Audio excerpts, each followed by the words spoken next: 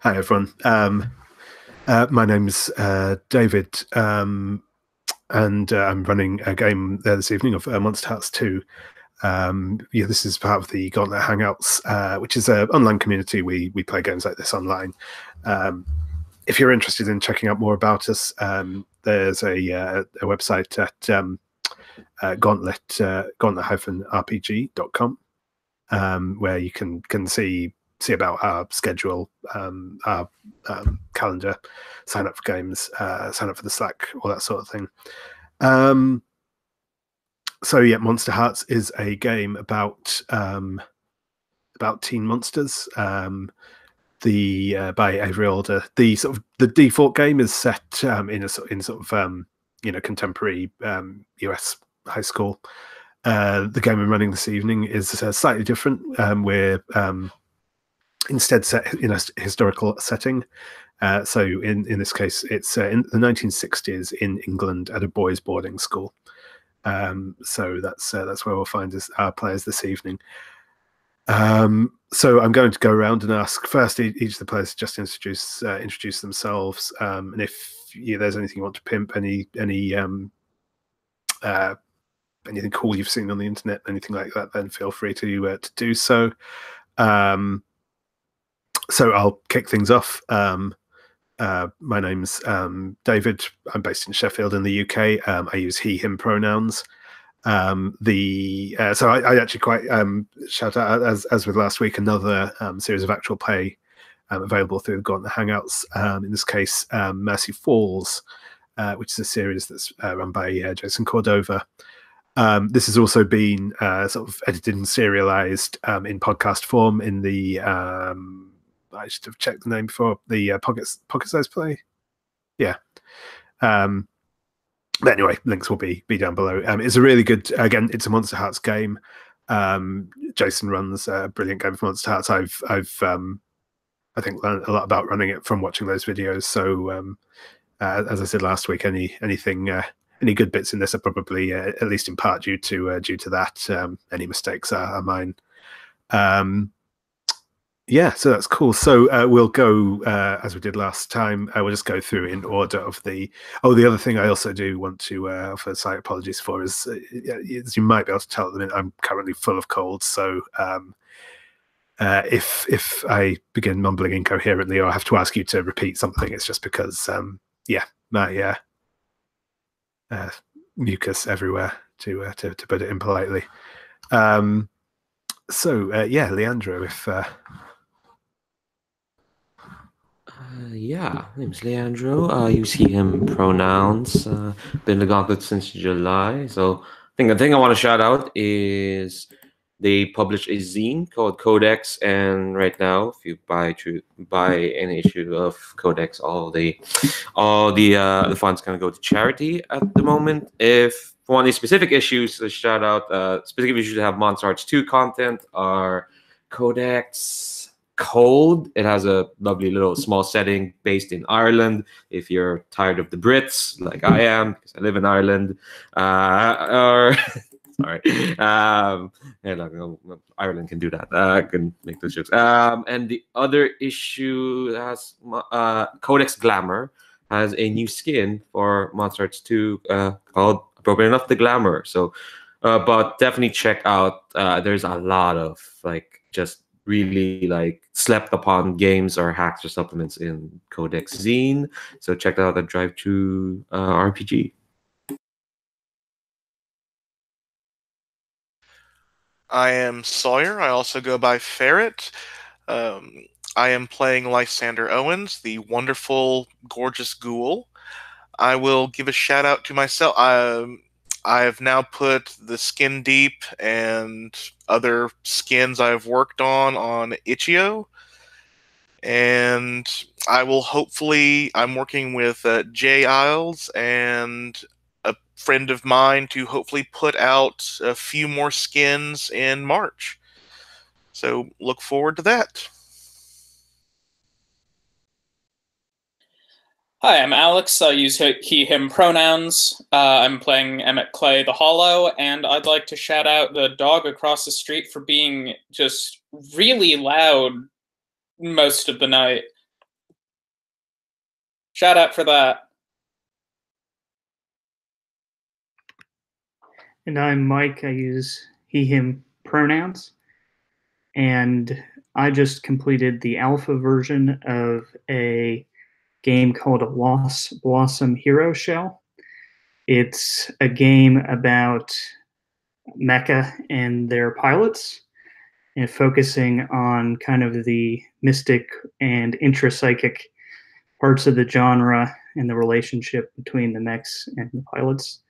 And that's on itch.io or itch.io under my username Wovenhead. And I'm looking for people to playtest. Brilliant. Thanks, everyone. So yeah, we're going to have a because this is Mike's first week playing this week, so I'll have a brief bit of character introduction in a second. Before we get into that, I do just want to mention safety tools we will be playing with this evening. Firstly, we've had a discussion before we began recording about the content, tone, subject matter of the game we'll be playing this evening, as well as establishing some lines and veils.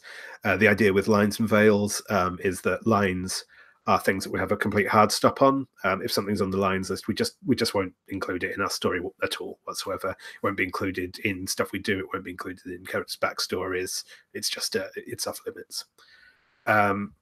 Then we also have veils. Veils are basically things that we won't go into any detail on, so they can happen, but they'll probably happen off screen or be alluded to, or will fade to black. That sort of thing. As I said, we've had a little discussion, and we have a list of those we're keeping offline. Personally, I prefer that we don't make those public, so that's why they're not in. We're not having a discussion now. We're as part of running for the gauntlet, we run under the gauntlet inclusion and open door policies. Basically, the inclusion policy means that we to boil it down to its very simplest thing, we treat each other as friends here. We're here to have fun.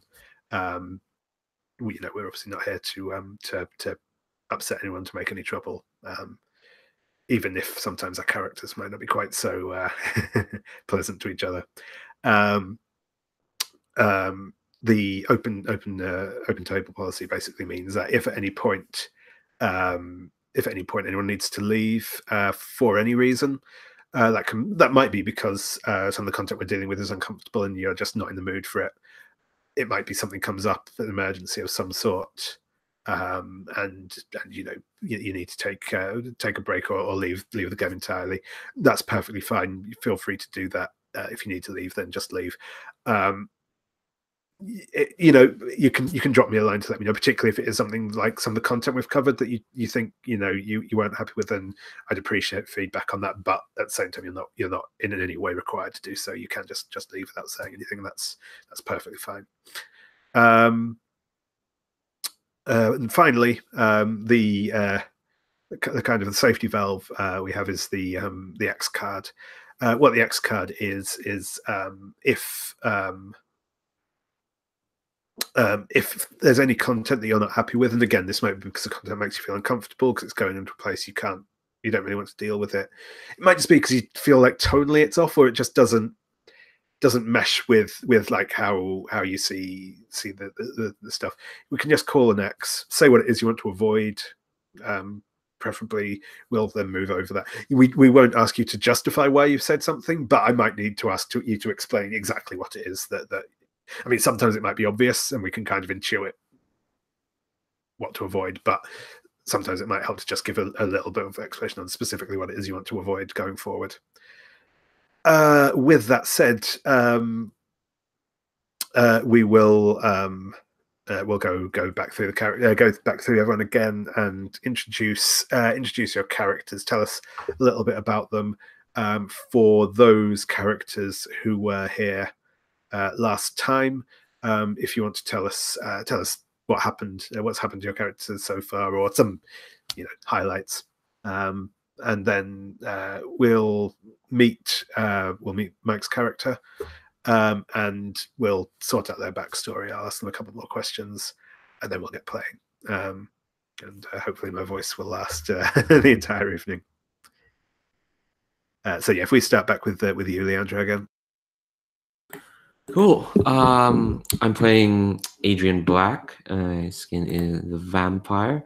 He is, as I think I introduced him off camera, as a very beautiful but bored sort of bastard. He's kind of youngish for a vampire, I guess. Like turned 100 years ago, so he's not had the ennui of eternal life set in yet. He's just basically there to enjoy himself and other people. He is very much a dancing through life. He kind of doesn't care about a lot of people. It's hard to make him care, and even though last session he did like discover something kind of grim and horrific, he's kind of like he's let that slide because it's not going to concern him. He has better things to do, like just taking up time and enjoying himself. What did he discover?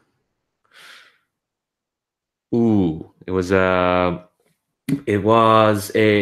a clearing in a forest, and I believe it was a pit. Was it? Yeah, it was just a recently dug pit for a recently dug like large shallow grave. Yeah, but he's like, ugh, I've seen that. I have other things to do, like accidentally kind of get cast in Romeo and Juliet, and make people do stuff because.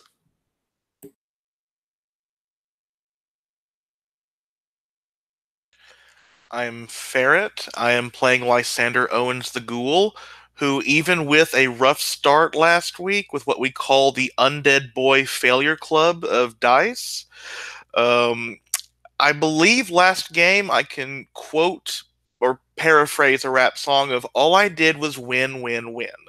I got the role of Romeo by viciously making out with Adrian in front of everyone. I did not get accosted by the prefect, who was sent to cane me, and then seduced the guy who did end up caning me to share some drugs afterwards and some other things.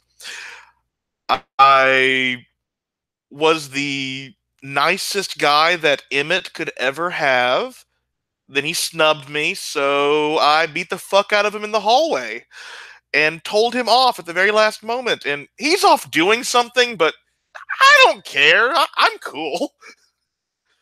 And yeah, so Lysander's doing very well, which means it's probably all going to be coming down on his head horribly.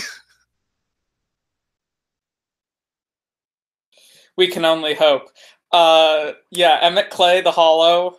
He's a golem.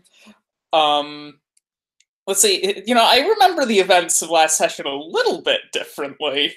I remember Lysander kind of like smugly, after Emmett did a thoroughly unconvincing audition for the part of Juliet, Lysander kind of smugly, you'll be fine. It's okay. And Emmett not being in the mood for that, and Lysander not being able to take that, and then they beat each other up. Anyway, Emmett is a very confused, impressionable young boy who has nonetheless shown a tendency to lash out under stress. As was also seen last session when our witch, Callum McLachlan, was being all creepy and had figured him out, and Emmett put him in the hospital with one really good punch. And I think we left off, he was talking to Adrian and getting, taught all the wrong lessons.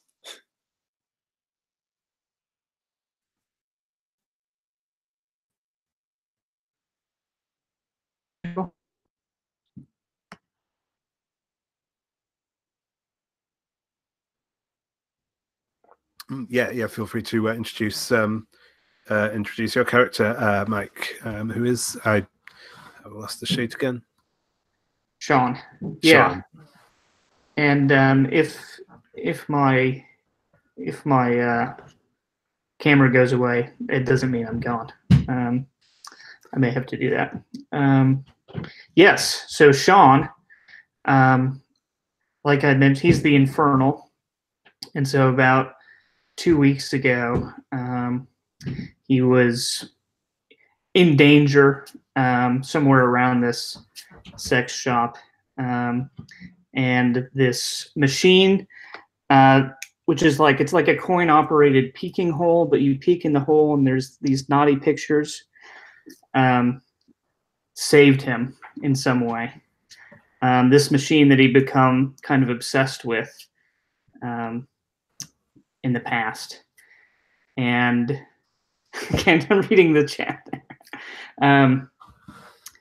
Yeah, and since then, he's been sort of bossed around by this very dark force behind the machine, which has tried to get him to bring other people to the back of this porn shop, which is like where the pictures of men in drag are. There aren't any pictures of naked men, but there are pictures of men in drag, and that's how scandalous this place gets. But nice, excellent. Yeah, that's cool. So I think what we'll do is we'll go through your backstory questions on the playbook there. Get you some strings sorted out, links to the other characters, and then I'll have a couple more questions for you. But yeah, that's cool. So where are we? So let me just find the. And I have a couple ideas for strings. I don't know if you want to start there. Yeah, no, that's cool. That's cool. So yes, for the Infernal. So yeah, the first one is that you owe debts. So yes, you have to give away 3 strings between the Dark Power and other characters. Yes. So I think in the past 2 weeks I've been behaving strangely. I took somebody to the porn shop, and I was shaking and kind of disturbed and unsettled. And however far, I was trying to take you in the back to get you to have this experience with this demon, right?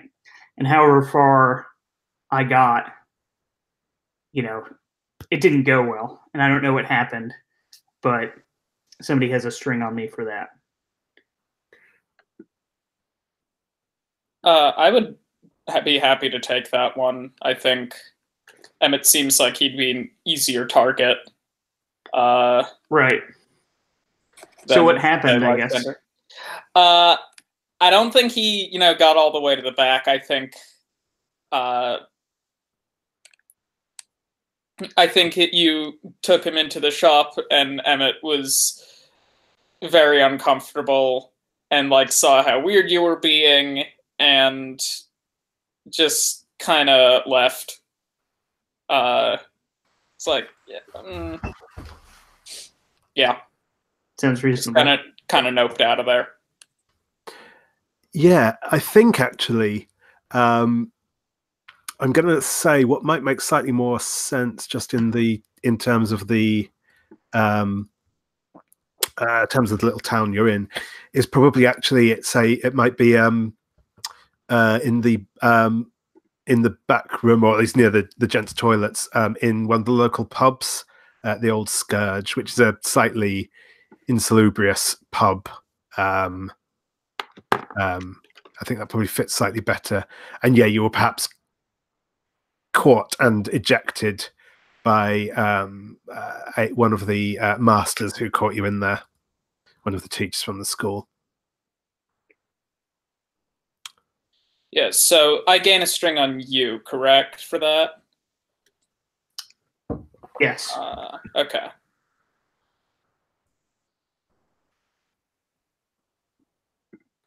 The other thing I have here is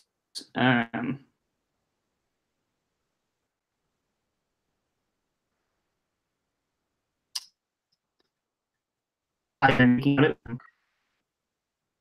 I'll keep going back to like get my orders or whatever it is, right? And it's kind of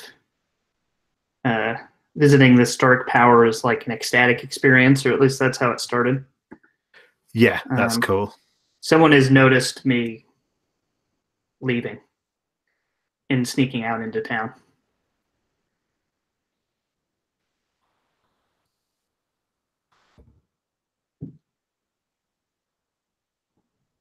It could be an NPC. It doesn't have to be a player character, I guess.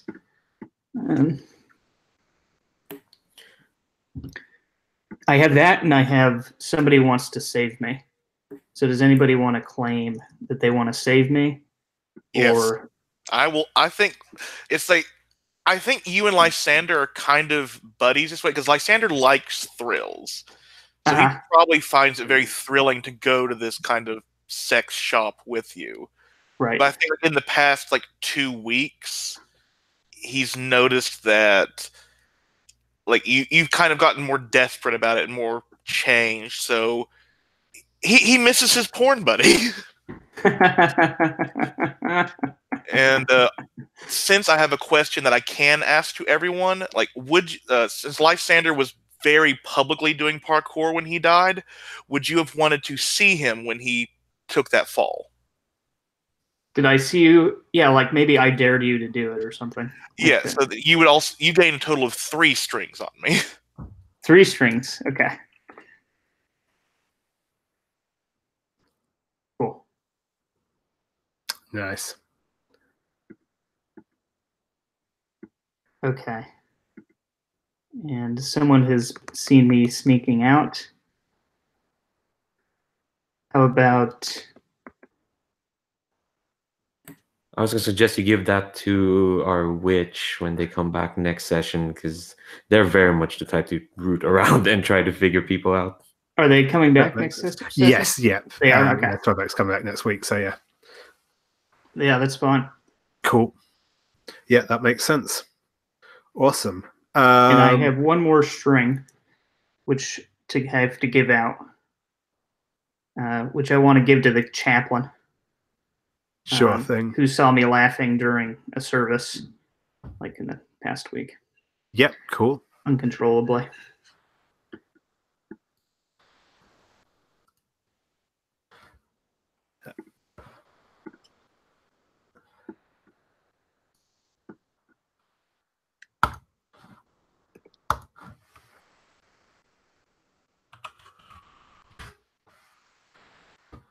Nice. Right. So,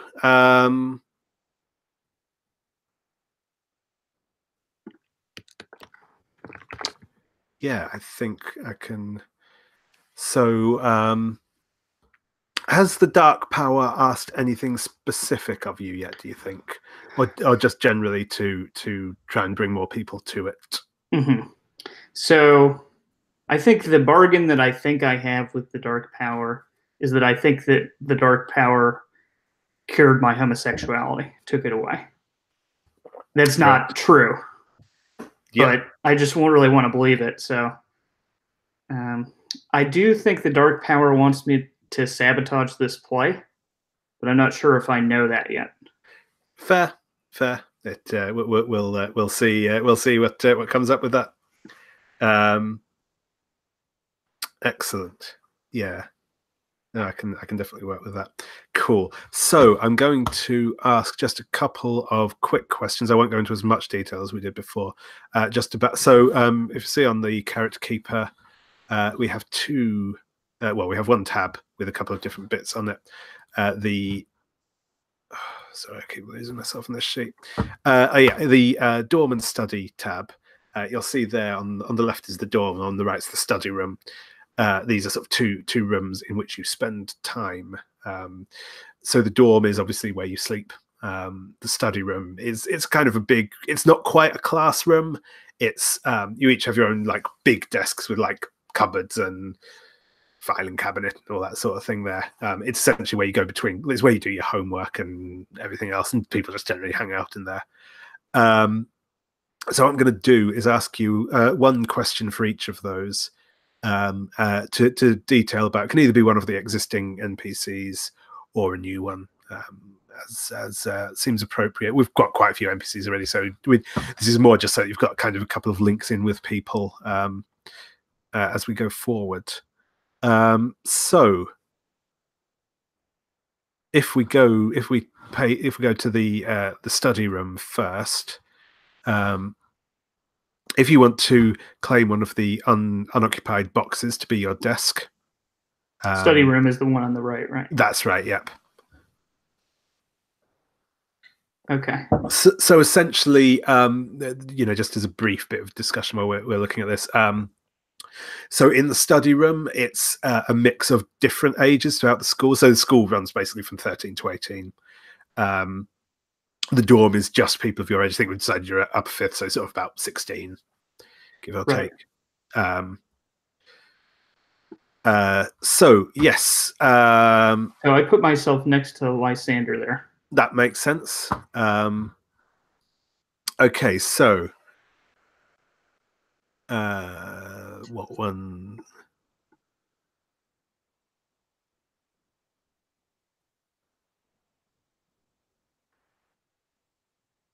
Okay, yeah. So who do you think spends the most time in Matron's office and why? So just as a brief explanation, Matron is essentially a nurse. She maintains like a little infirmary in the house you're in, the boarding house you're in, and also kind of acts as a sort of maternal-ish figure to some of the boys. Okay. Right. You can either name one of the existing NPCs you want to have a glance through those, or just bring in someone new. This is a sort of opportunity to just do that if you want.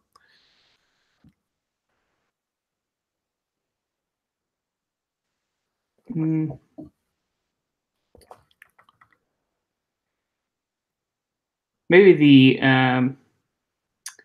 thinking one of the junior prefects or the prefect's cousin is there, and it's like he's going through some kind of change, maybe associated with he's a werewolf, or he's it's something interesting. abnormal. And I don't know about that, but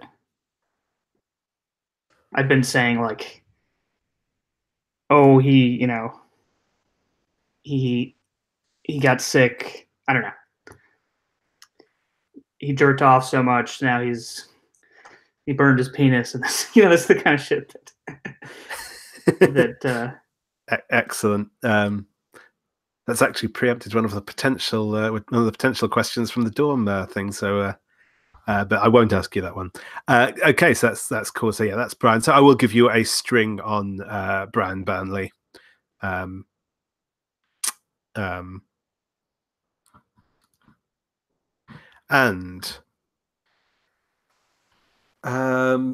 so this one is for the dorm. So again, pick a bed there.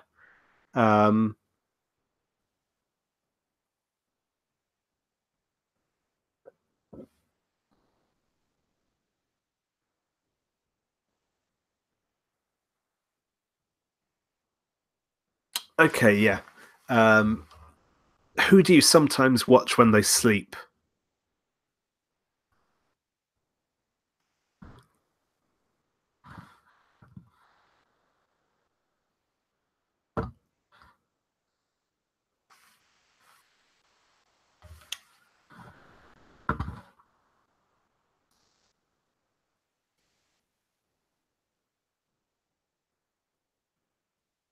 Oh, I think you're muted.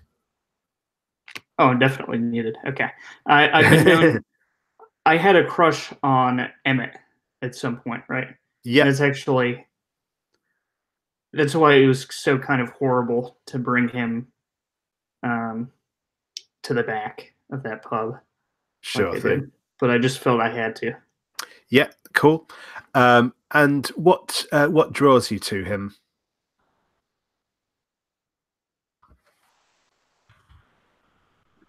I think I feel, since I get the sense that Emmett is kind of like learning his way in the world in a way. Like feel more safe around him, and I can be myself a little bit more. Cool. And Emmett.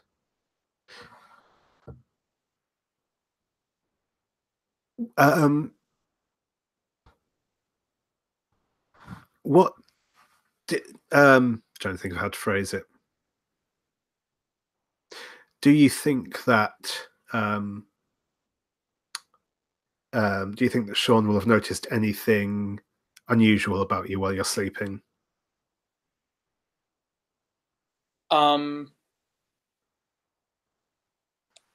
Think he might notice that his breathing while asleep is very slow, like slower even than the normal slowed down breathing for a sleeping person.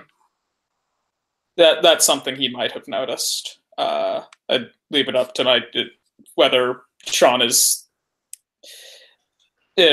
even a little bit observant, like of that sort of thing. Cool. His breath is like music. Oh, it's so calming. Excellent. And you can both take a string on each other for that. And excellent. I think if we say we'll take a quick, just a 5-minute break there, and then we'll get into the action once we're all back.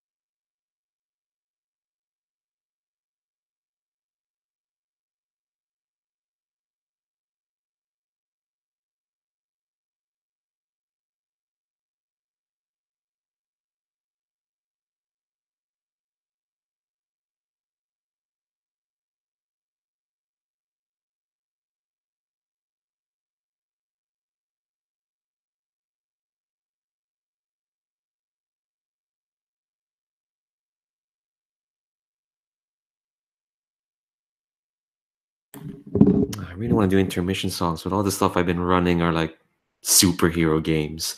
So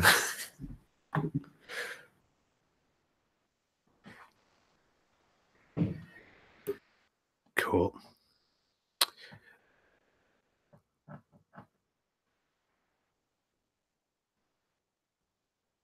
If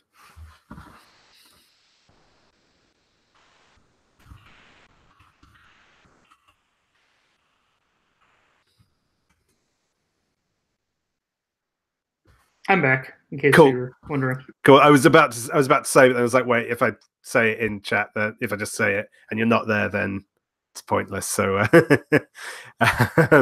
no, cool. Right. So we're where we left off at the end of last week. Adrian and Emmett were perched on the side of one or other of their beds. I forget which exactly. Lysander had, so Adrian had been giving him some words of encouragement, and we'd ended on a turn-on roll on which Adrian had got a 7, I believe, or a 7 to 9 anyway.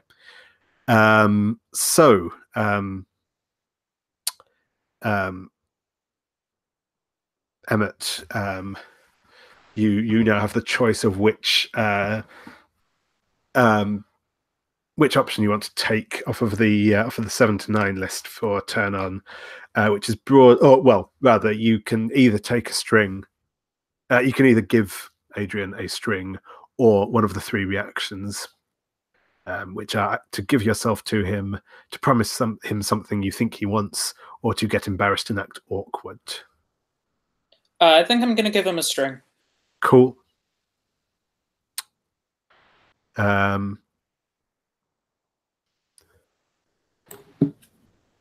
So, do we think there's anything more going to come about of that scene, or do we think that's probably it now? I think Emmett is like, taking sort of everything Adrian has said into account. It's like, oh, maybe I just need to try and take what I want once I figure out what I want. But yeah, as far as the scene is concerned, I don't know that there's anything else.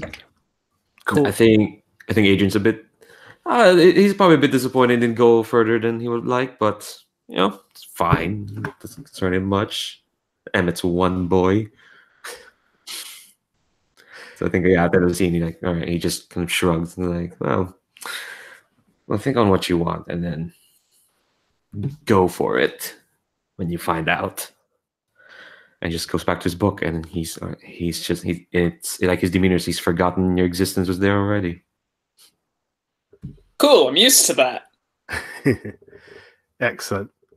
So I think what we'll cut to is Lysander, as you were leaving the where you encountered Emmett. I think you'll have been going wherever, and I think you'll bump into Shawn.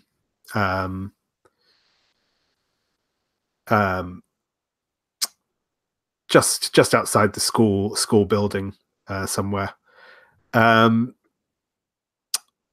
So Shawn, what were you doing, do you think, when Lysander bumps into you? What was I doing? I think I guess I'm on my way out, right?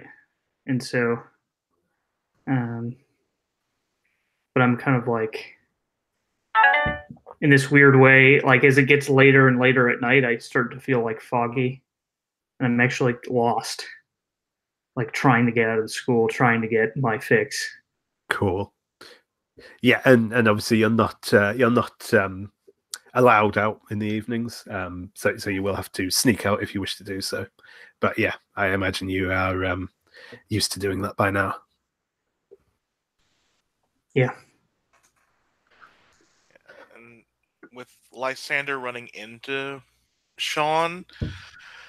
Lysander comes up to him, and even like in this sort of like foggy haze, he sees like, oh, someone who won't reject physical contact, and just like wraps his arm around Shawn's shoulders. Hey, what you doing? Yeah, and Shawn is like startled and he like shakes his head and his eyes blink, and it takes him like a long time to recognize you, and he's shaking under your hands. Lysander, the pub. You know where the pub is, right? Yeah, of course I do.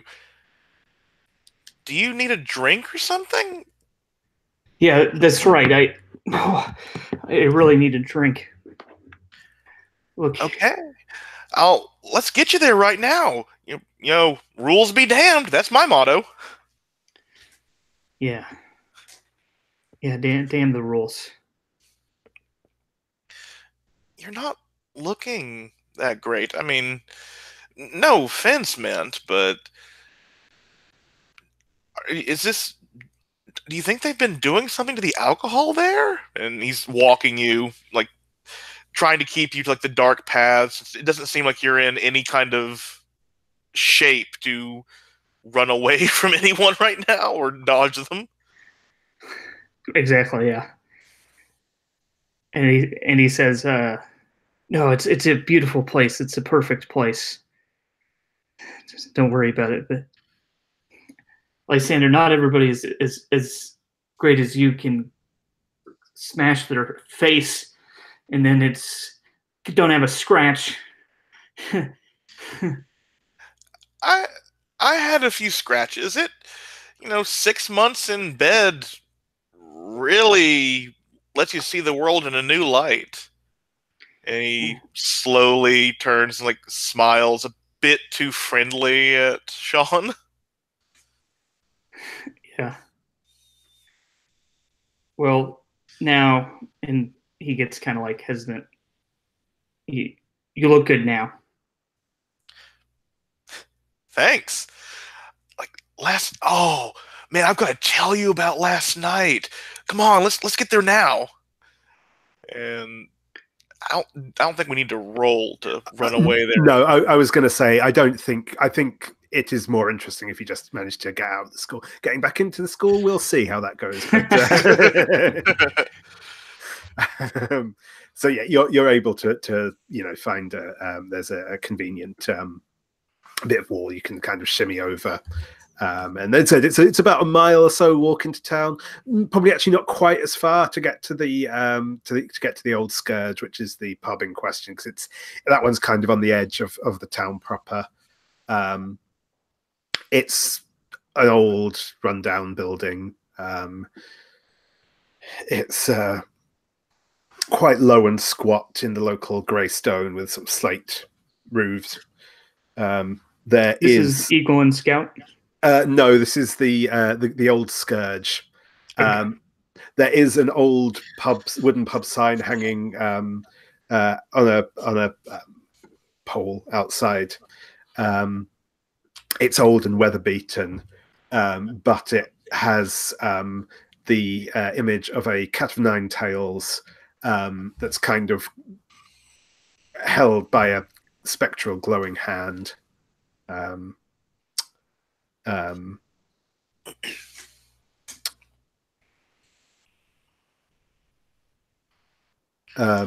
Yeah, so as you enter, I'm going to assume you're going through the side door because it's a little more unobtrusive.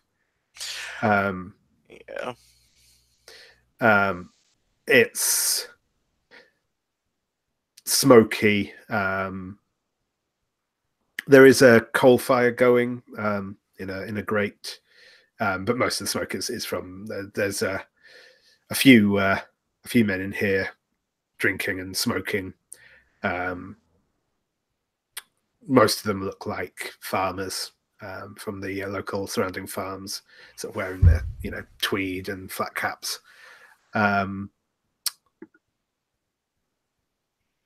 So yeah, what do you do? I think as soon as we're in the door, Shawn takes this big breath of like the smoke and the aura of the place, and like his whole like manner of being shifts, and he grabs Lysander and says, "You're gonna love this." And Lysander sort of takes a deep breath, just like Shawn. It's like, yeah, bad decisions are always a good decision. Yeah, I think he just like blinks at you and it doesn't even register what you said, and he starts dragging you to the back. You don't even have to drag him; he'll come with you happily. It's like holding your hand or whatever, guiding you to the back of this pub. Where I guess I don't know if there's like a curtain or people just know kind of not to go back there. And there's, among other things, this machine. You're You're muted. So I am. Yeah. So it's like I said, it's sort of back towards where the gents' toilets are, and there's a sort of little curve in the corridor that sort of doesn't really lead to anywhere. But this machine's at the end of it. I'm just going to paste. Maybe I'm not. So yeah, this is the sort of thing I'm imagining. One of those big heavy metal boxes with like a kind of big lever thing that you pull to operate it, and that you can kind of with the eyeglass in. So only one person can really look in at a time, or you could possibly just about share an eye hole each. Right. It looks old and weathered. It just has that weight of sort of antiquity to it. The smell here is fairly intense. It smells like the gents' toilets in a pub that doesn't have the highest hygiene standards. It's slightly damp in the air. The heat from the this is sort of quite far from the heat from the fire, so that the air's got that kind of cool dampness to it. There's some little patches of mold in the plaster in here.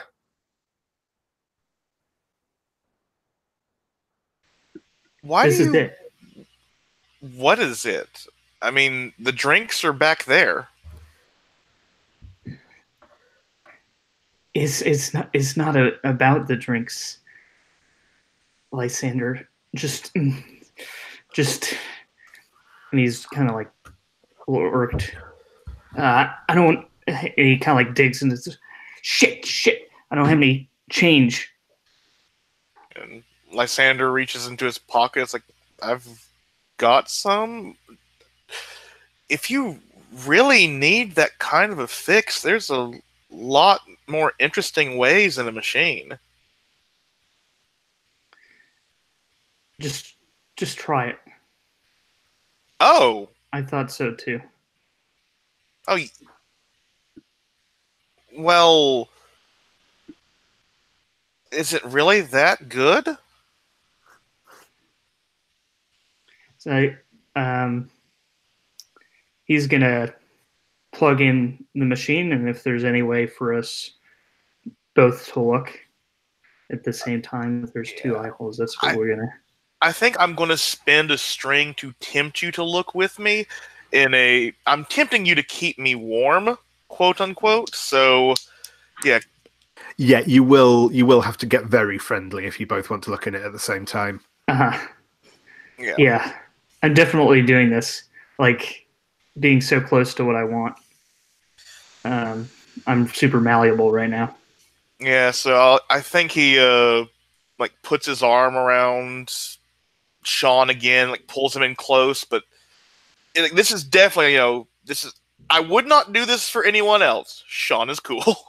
And I look in. Yes. And do I mark experience for being tempted? That's correct. Yep. Yes, and then I get experience for David. Who do you want to narrate this? Yeah.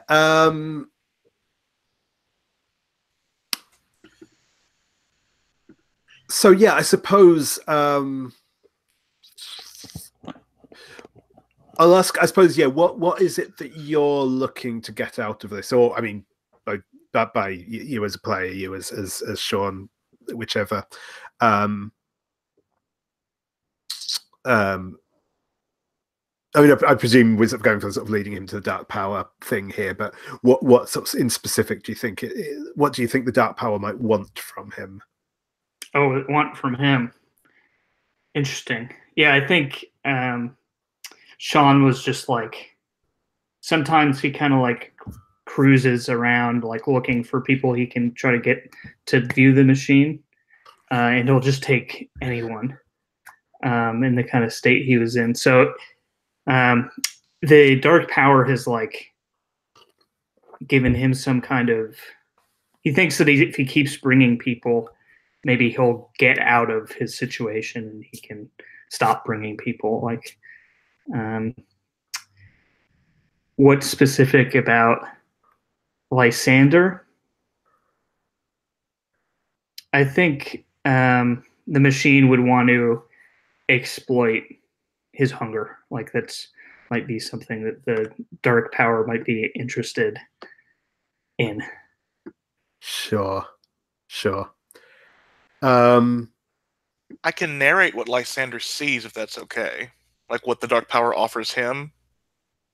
Oh yeah, it could definitely be an offering. Sure. Because I'm fine with, as a player, I'm fine that Lysander is sort of entwined with the dark power already. Yeah. But what happens to me is like they're close, and like he keeps switching the pictures, and he's focusing on the men in the pictures, not the women. And after he like clicks it the third time, it's Shawn. Not that I don't think Shawn sees the man as Shawn. And then he clicks it the fourth time, and it's Lysander and Shawn. Then he clicks it again, and it just says like the rest will come. He clicks it again, the rest will come in time. He clicks it again, the rest will come in time if. Clicks it again, clicks it again, clicks it again. And like then like it just lays out the full contract, you know. If you want my servant, serve me. And like Lysander's like just grabbing the stick so hard he doesn't realize he's bleeding, and he keeps like pushing Shawn away till he can see everything, and he wipes a bit of his blood on the lens, and he pulls it again and just says, "Deal struck," and like then it just shuts completely down like a peep show, and he pulls back and he looks at Shawn. And this time Lysander's sort of the shivering, hungry. It feels like he died again. And I'm cold. I'm really cold. I'm gonna go get something warm to drink. I think if it's okay, like as he sees him shivering, he like wraps him in this really warm embrace. It's just like, it's all right. Oh God! Feel free to roll to turn Lysander on. This is like, I think the intention is like, you're in the club now. Like, yeah, that's cool. But yeah, I think that's definitely a turn on there. Okay, great. So I will just make also a note of.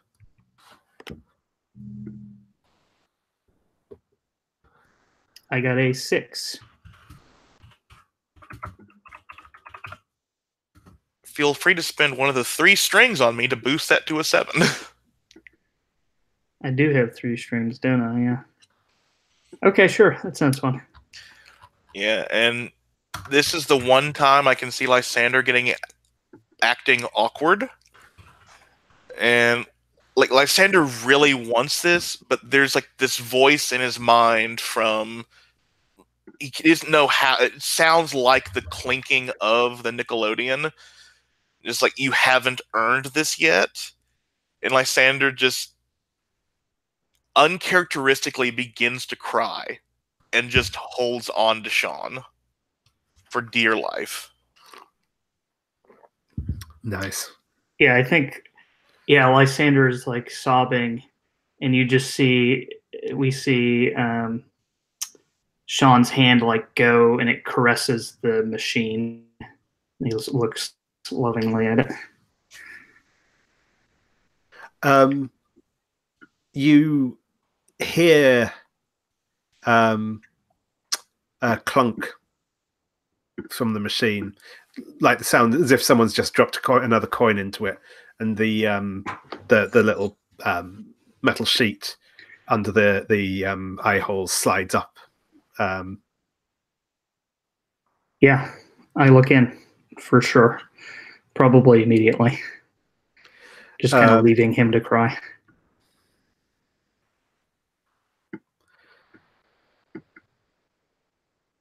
You have done well.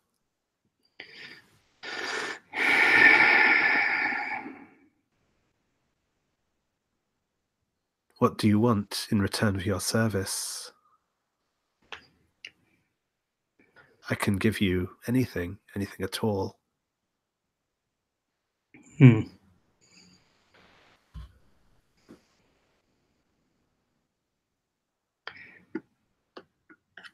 I think he wants. I mean, what comes to mind is he wants Emmett.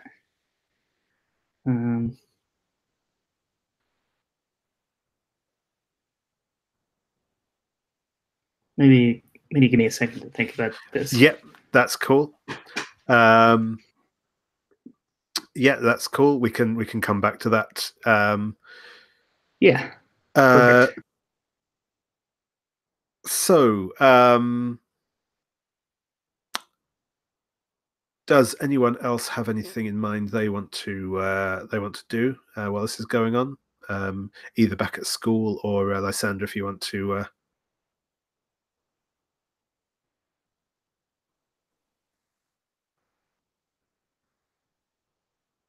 I think Emmett is just gonna like take a stroll around the dorm grounds, wherever, just sort of lost in thought. Sure thing. Trying to figure out what he wants. Cool.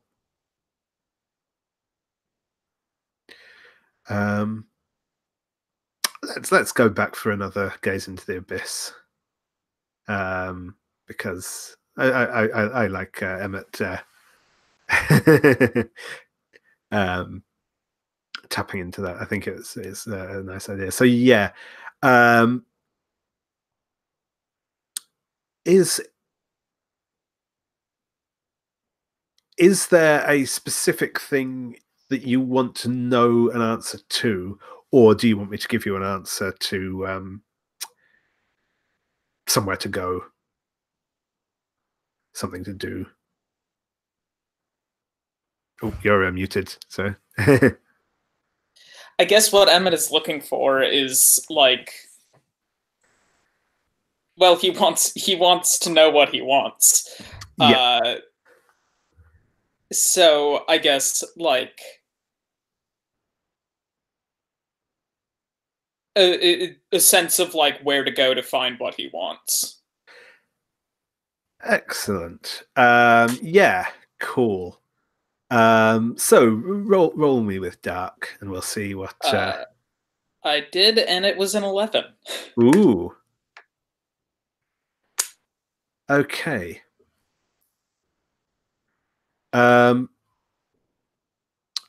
So you're walking around, not paying much attention. It's quite foggy this evening. It's a sort of September evening. The fog's clinging to the hills around, and sort of the sounds muffled as you're walking around.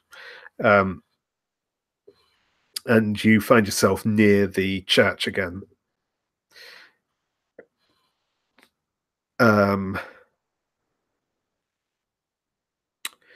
And for a moment, there is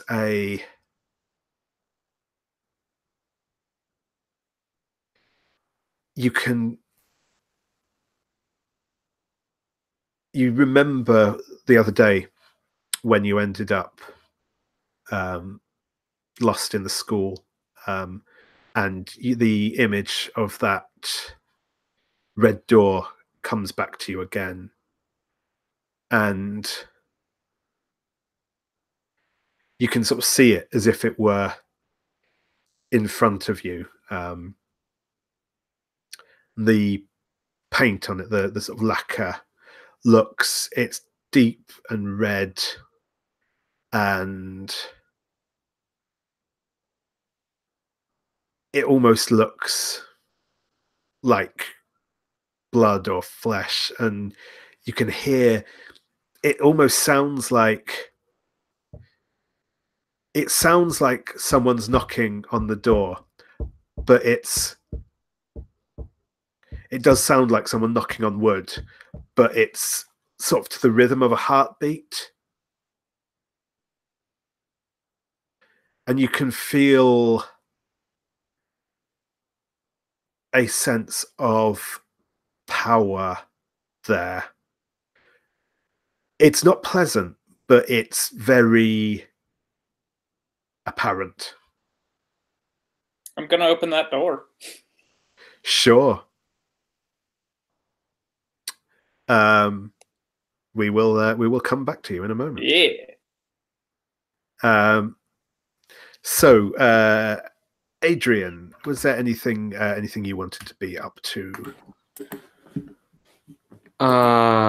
Since it's actually kind of similar to what Emmett's doing, because it's late at night and Adrian's kind of like he does his business in well, I guess he kind of does do it at night, but no, I think he's preoccupied with what he kind of discovered earlier in the day. I think he's gone back there, and it's in the middle of the night. It's easy for him to move around at night because that's his element. But I guess if when the camera like cuts to him and he's at the pit, and he's kind of crouching down, kind of brushing the ground between his fingertips, and you can kind of see his features. His features are kind of hardened. They're less soft. They're more feral, as he's kind of like soaking in whatever the hell feeling gripped him. Excellent. So yeah, again, this also sounds like a gaze into the abyss. So if you want to roll with dark, and basically, I think Adrian really isn't aware that there are other creatures of the night like him, and what he's looking for is there anything else here that's just like me? Cool. Yep. And that's a 5. Oh dear. This roll for party room really doesn't like undead, don't they? No.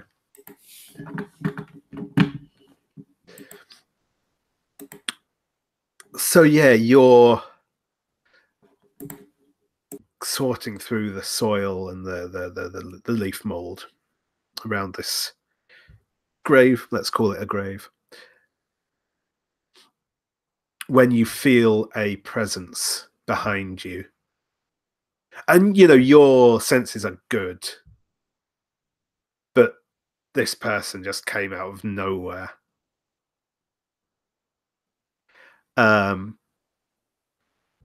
It's not especially tall, but stocky, well-built man. He's wearing somewhat incongruously, for the bit of the woods you're in, sort of a formal black suit and a black bowler hat. It is Crowther, the head porter. You will be aware of him. This area is out of bounds, lad. What brings you here?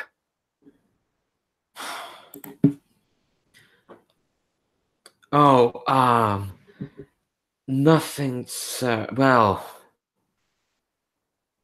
I was just sleepwalking, sir. I was drawn to here, I guess. You were, eh? Well, That's interesting, lad. That's interesting that you should come to here of all places. What do you think this place is? I think Adrian kind of stands up to, from where he's crouching, just looking warily, but he says, well, forgive me for being vague, sir, but there's an interesting feeling around here. Oh, aye. An interesting feeling, is it? Do you have a better answer, sir?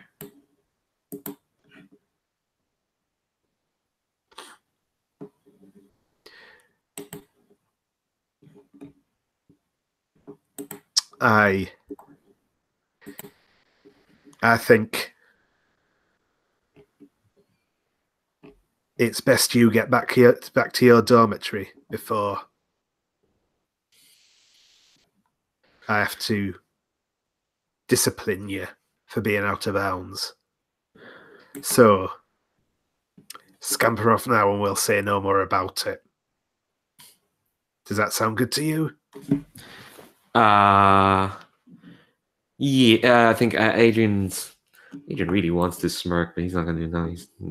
He's like, yeah, yes, sir. Apologies. I'll keep to my bed next time. I'm gonna hurry off before I can say anything else. But I'm just, God, he seems like a prick. He has a son that's frequently shirtless. Yep. That's a lovely detail. Cool. So, we will return to the old scourge. Yeah. I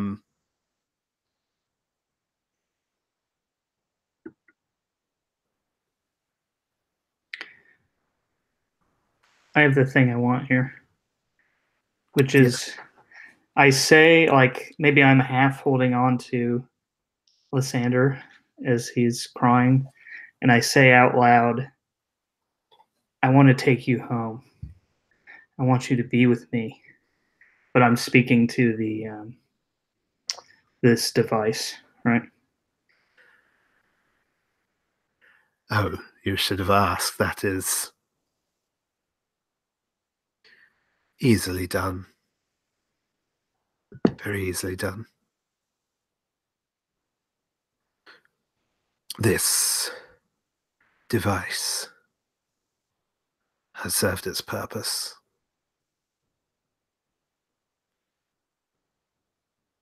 You will see me again. And the plate slams down again.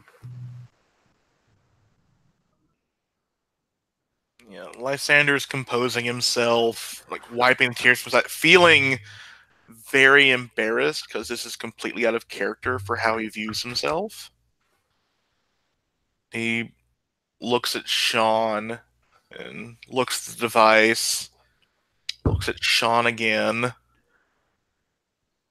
What was that? Shawn is like upright now, and he's starting to look sort of normal. And he says, "This didn't happen. Yes, it did. It didn't happen." And I think he's going to try to shut you down for crying and exploit that. Well, I have the rejected tag, so feel free to, or condition, feel free to tag it. Yeah, Yeah. That'll good. give you a +1 on your. You're welcome.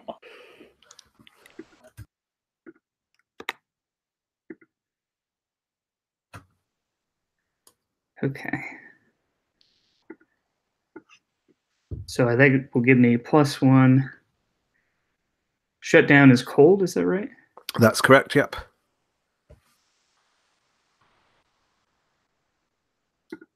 Okay, I guess I'm going to use my other string here. another string here to bring it up to a 7. Excellent. A 7 on a shutdown is always good fun.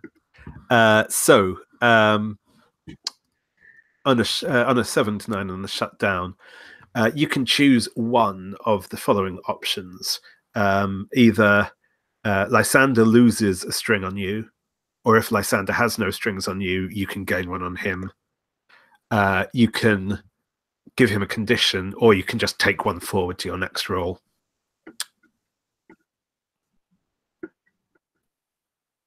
Those up for myself. Or... And that's, yeah, you get to choose with this one. It's the other way around to turn someone on. Right.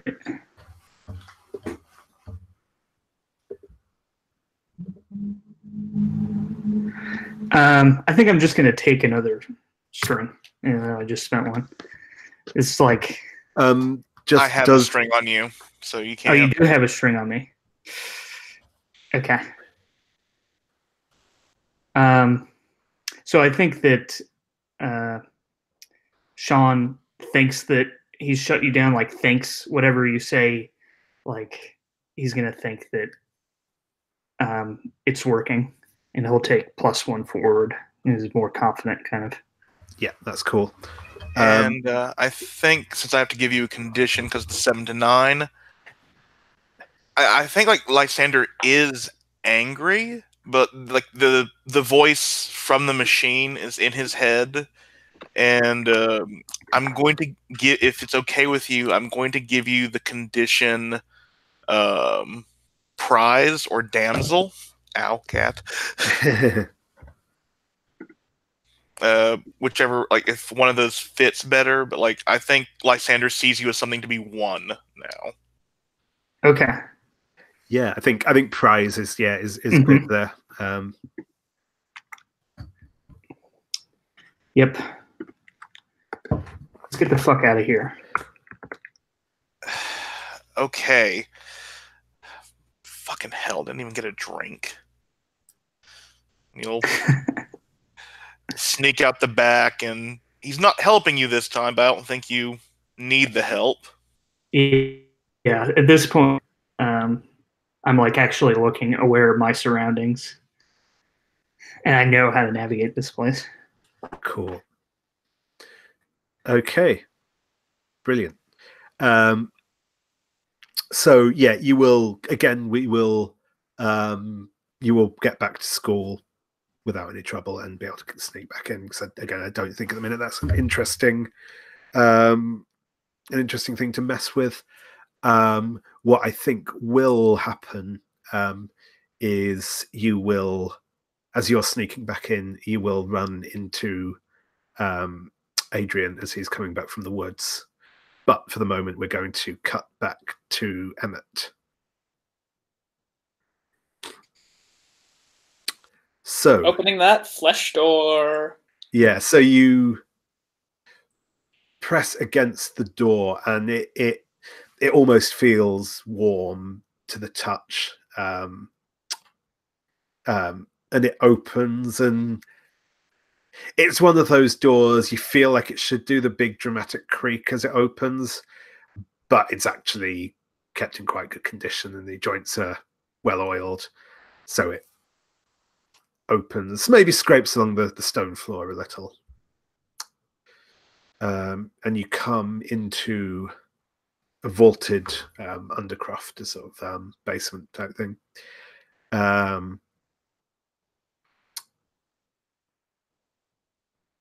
This bit looks fairly normal, but as you head in, it is there are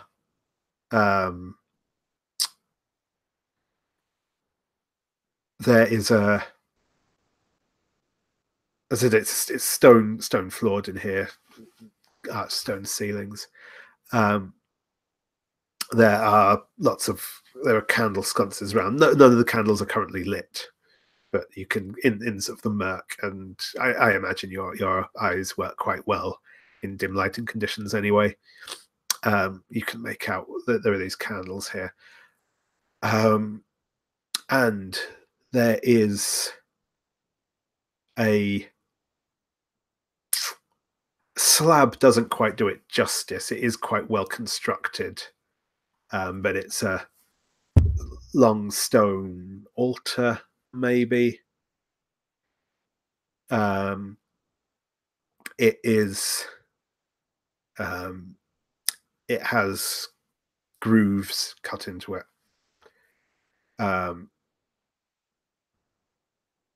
There's a sort of wooden shelf.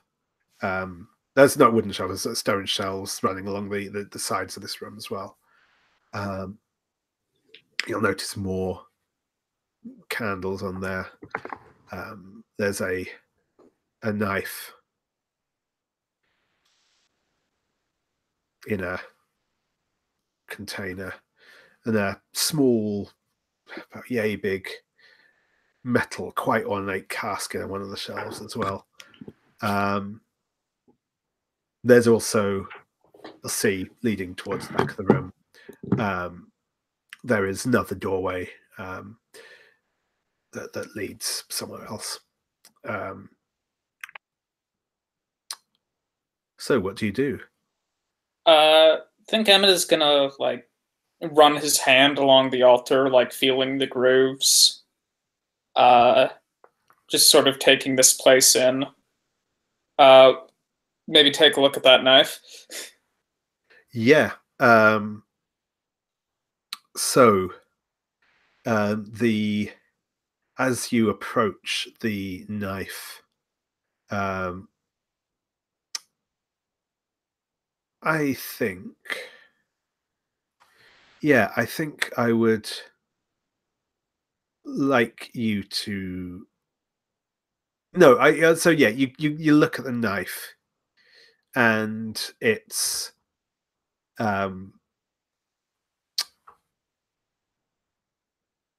quite wide bladed, has a curve to it. It's sharp, very sharp, a sturdy point on it as well. It has some carving along the back of the hand grip and along the blade itself.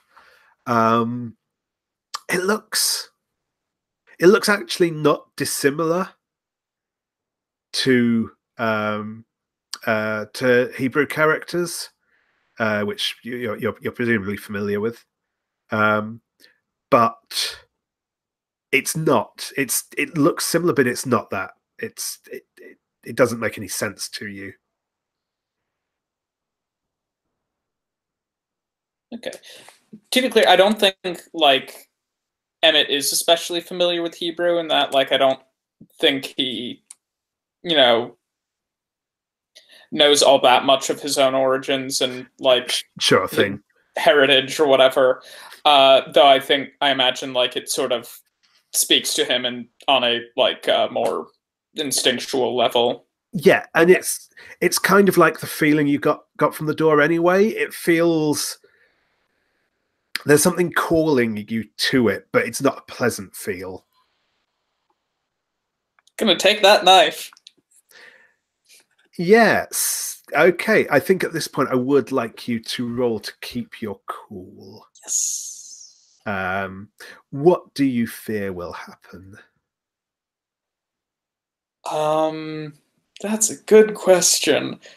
I'm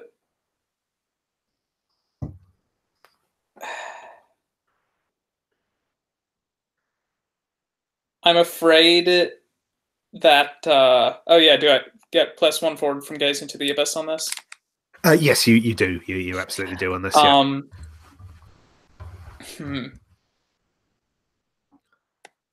I mean, I'm afraid of a lot of things, right? I'm afraid that somebody's going to see me. I'm afraid that like this knife is something weird.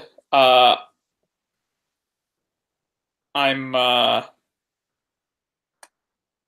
may not be the most culturally well versed, but I can recognize horror movie tropes when I see them. So I don't know, like, what specific fears I might have, just generally, like, these places. That's messed cool. up. That's cool. Yeah. So yeah, if you want to roll, and we'll see how it goes. That is, let's see. Okay, the +1 forward neutralizes my -1 cold, so that's a 7. A 7. Okay. So yes, you place your hand on the knife, and it feels warm. There's a spark to it almost. And as you put your hand on it, you think you can take it. That will be fine. In fact, you'll sort of want to take it. It feels right.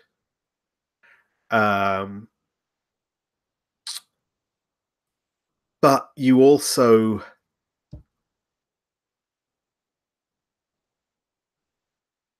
obviously, in a very obvious sense, you know that obviously if you take this knife, then whoever it belongs to will realize it's gone.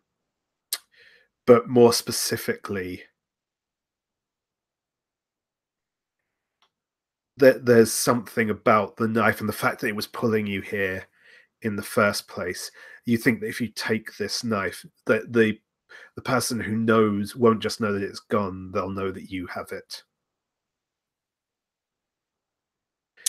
Do you wish to take the knife? Emmett has never been very good at, like, resisting temptation when it pops up, so yes. Absolutely. Excellent. Yeah, you take the knife. And I said no one's disturbed you. There's also said there's a carved sort of well, difficult to tell in this light whether it's sort of brass or gold, but certainly an ornate little casket thing in here.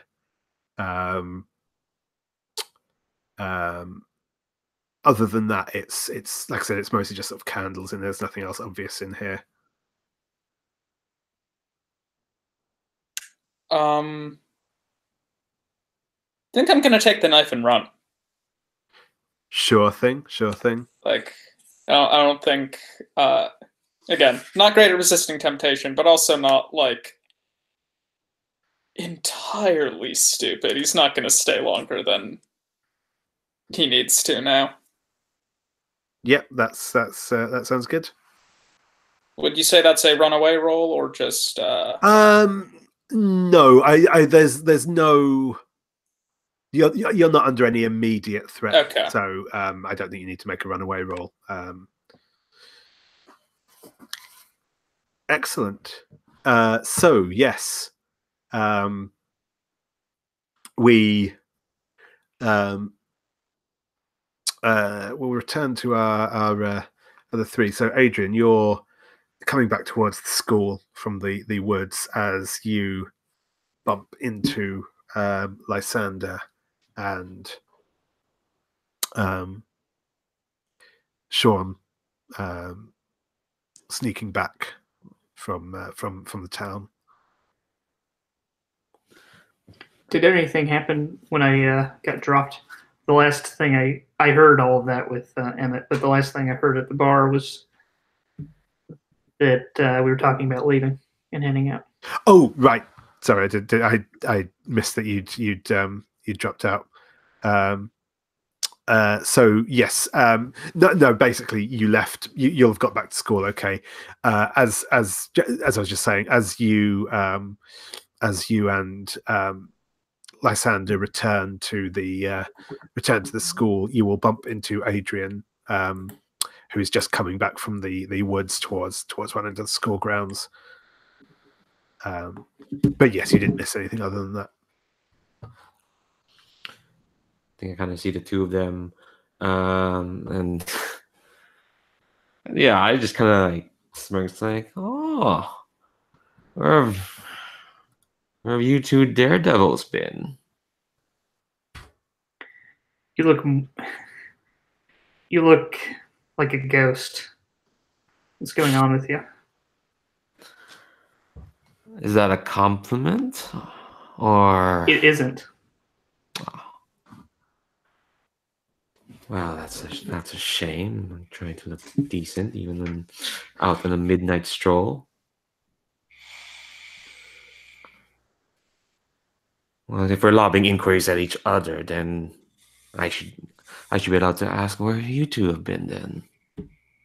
We were somewhere that wasn't very fun. School is a better option. That's why we came back. Really? No, but I'm never telling you the truth.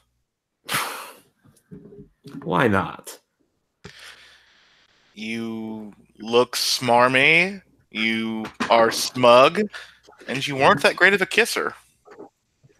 Well, that's definitely a shutdown there.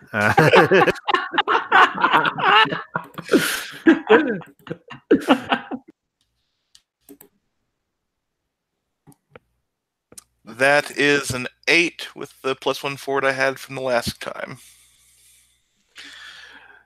So, let me check Adrian's strings. Yeah, you lose your last string on me. Okay. And you get a condition, which is...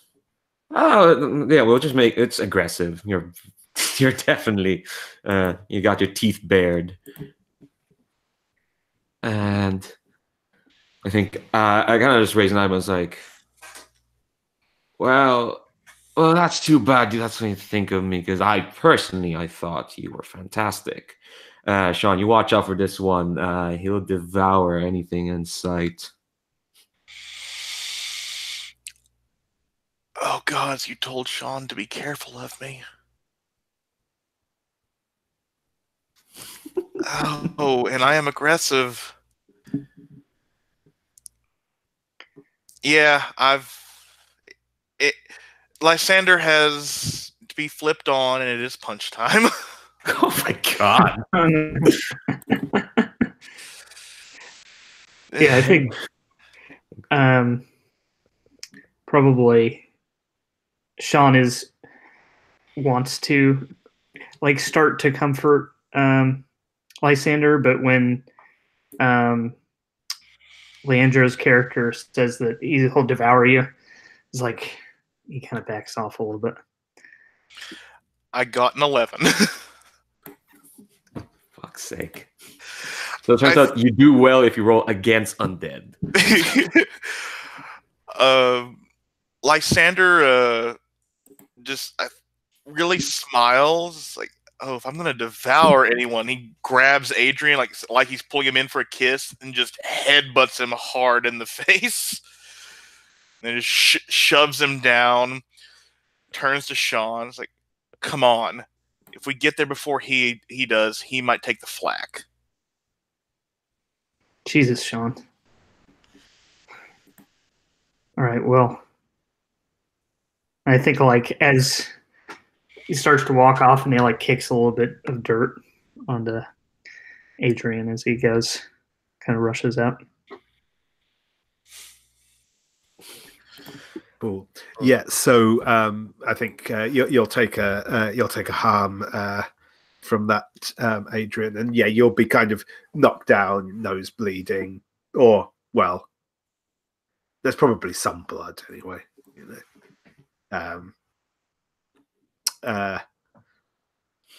And you'll be kind of, again, you'll be stunned for a moment or two before you can sort of pull yourself together. At which point, Lysander and Shawn are already making their way back to the school, back to the dorm. What do you do? I'm really... Oh god, I'm kind of really, really, really annoyed. I don't know if I want to do anything. Well, that's an understatement. I know what I want to do, but I think I'll wait till morning. I think I would just kind of slink back into the dorm after them and just whatever flack they think I'm thinking of. I'm not going to do that. Devour him. Yeah. Can I request that Emmett run into Adrian on his way back? Absolutely, absolutely. Oh, what happened to you?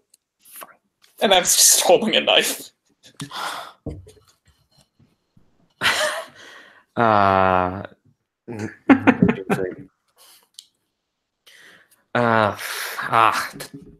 Some fucking thugs who think, the only way they can communicate with each other is, slamming against other people very, very hard.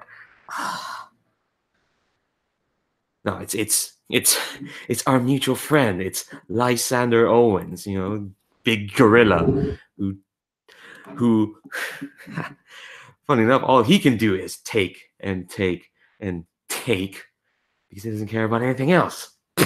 And then kind of spitting blood. And I think you probably know this, but the camera kind of picks it up. The blood that's being from Adrian it looks stale. It looks dull. It's not like fresh. The blood coming out of his mouth. He's gonna take a handkerchief, kind of peppering his nose. Geez, let's get you back. Can deal with Lysander later, right? Well, we'll deal with him soon enough. Fucking ape. And I don't think Adrian even knows this. You're not. That's fine, but Emmett is making no attempt to hide it. He's just not even really thinking that clearly about like what it looks like that he just is carrying this knife. So it's just kind of like, yeah, I got a knife. I found a cool knife. Damn it. I think. He's in a frenzy enough to say that I think he's gonna let you take him, Adrian, at least direct him to the dorm. But he's muttering and kind of like not paying attention to you. It's like fucking Shawn and Adrian can be left to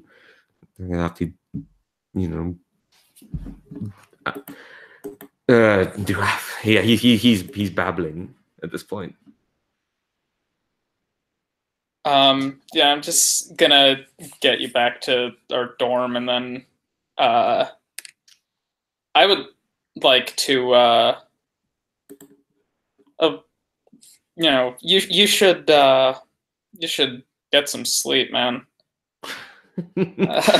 I don't need sleep. Right. Sleep is the last thing I need. Of course, how stupid of me. Well, I'm tired. So, and I would like to heal because I'm still pretty beat up from my fight with Lysander. That's yeah, I'm not gonna tend to your wounds delicately and intimately. I'm fair enough. My bullshit. But like, I think as a show of support, like Emmett doesn't really know how to help necessarily, but he wants to be there, so he's going to be tending to his own wounds. But like, he's next to you. He's there. I think he's gonna. Yeah, Adrian is gonna kind of begrudgingly let you, but I think what he's going to do is, as he's muttering, and I think he just because he saw you fight with Lysander the other day, and I think as you kind of tend to him, he's gonna be like, Lysander seems to have a beef with everyone and everything that isn't him. What did he have against you? I mean, you're nice. I didn't want him to be rubbing his casting in my face, I guess. He came up to me. He was just so... He needs to be brought down several pegs. I think I think what Adrian is gonna do is I think he's gonna spend a string on you. He wants you to just confront Lysander again tomorrow. Actually, no. What he's gonna do is he says, and now he said now he's going around sneaking around town with his best bud Shawn, thinking he just get away with it, and he probably will because he's fucking Lysander Owens and thinking he can just drag wherever he wants and just anyone who's around his orbit it's just fine. It's gonna be fine. I think Adrian is kind of going a roundabout way, like, you know, you should do something about Lysander or Shawn tomorrow. Yeah, it seems like he's never gonna see consequences unless we do something. Yeah. It's not so much about consequences because this and he kind of points at school. This system, it doesn't give a shit about anyone. We have to take care of ourselves. It's not about consequence, about humiliation. It's about actual lessons being taught.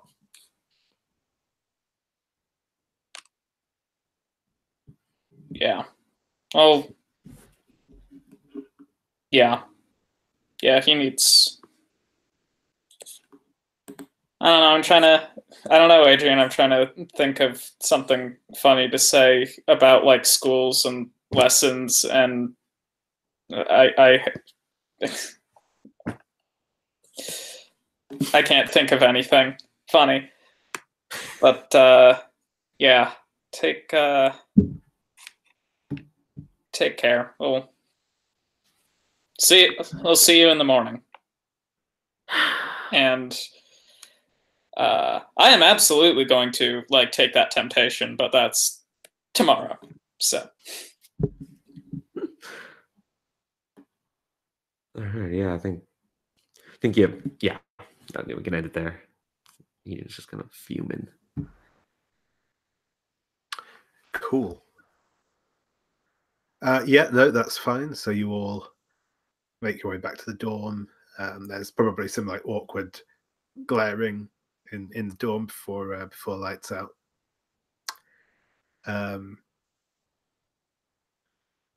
And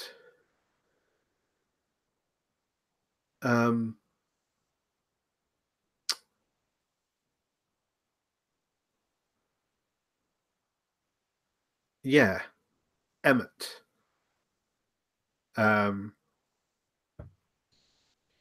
You will sleep with the knife under your pillow. You don't necessarily remember putting the knife under your pillow, but you're definitely sleeping with the knife under your pillow.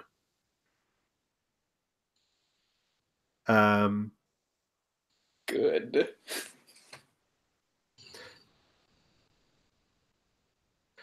And as you sleep, you dream of a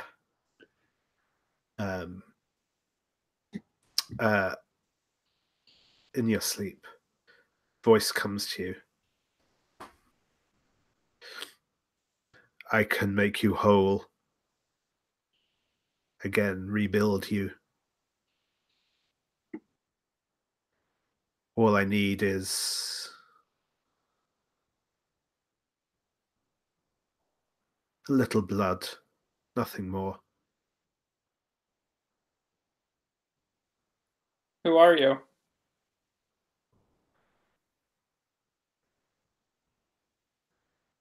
I am but a vessel. Well, it sounds like we have that in common. Quite so. More than... both more and less than you might think.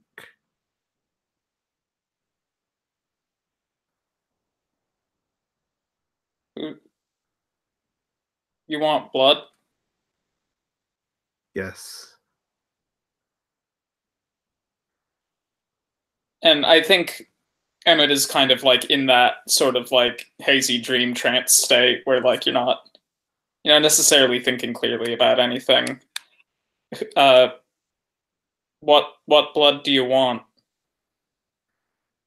fresh blood, heart blood. There must be someone who's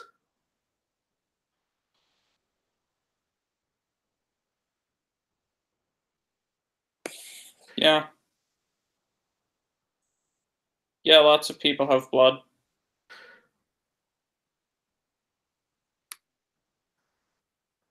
What do you mean, make me whole again? cure your ills. Perhaps start you on the road to becoming truly whole. Can rebuild you, make you whoever you want to be. Okay. I want to go back to sleep now.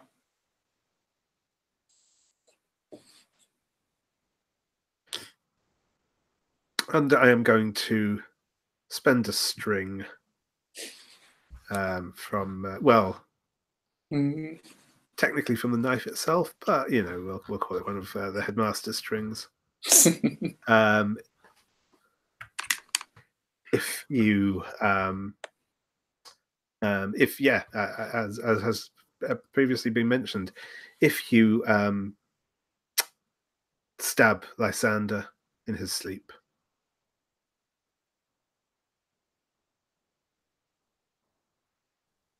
Oh.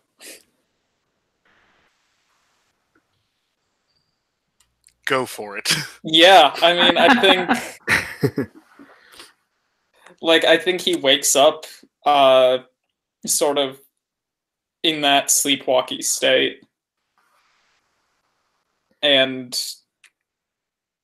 kind of hovers over Lysander for a while.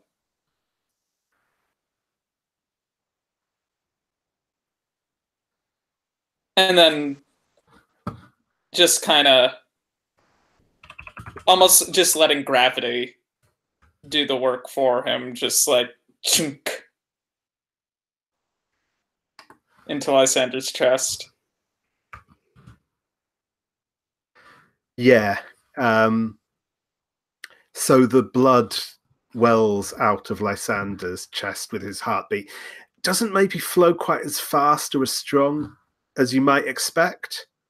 But it stains the sheets blood red, and he passes out, and you don't really remember what happens next. You mark an XP for accepting the stream. But yeah, you go back to bed and sleep. You have peaceful dreams, not of anything in particular, but you wake up feeling refreshed, more so than you have in a very long time, and you've healed all your harm. Yes, Lysander, you are dead. I have but 2 questions. Since I was chosen, can I clear rejected? Yes, you can. And I'm just going to trigger my first advance I ever got, which is short rest for the wicked. Yep. I will stay dead until you tell me I'm not. Yeah, so essentially, what will happen is everyone will wake up in the morning, including Lysander. Everything seems perfectly normal, except your bed is covered in blood and you're not entirely certain why. And we will take a break there for another quick 5 minutes, and then come back to see where we end up. And obviously, I do have. There was no way I could resist this one for the intermission song. So enjoy.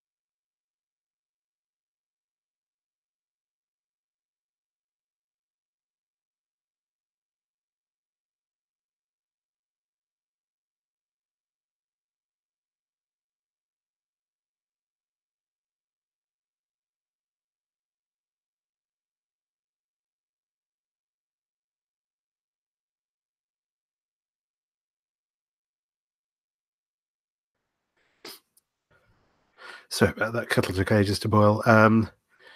Yeah. So, just before we get started, does anyone have to leave like dead on the hour, or are we okay if we? Cool. I'll try not to take us too long past, but yeah, I also won't like prematurely stop us. Yeah, I do have to leave by 6:30. Yeah, no, that's cool. Yeah, that won't be a problem.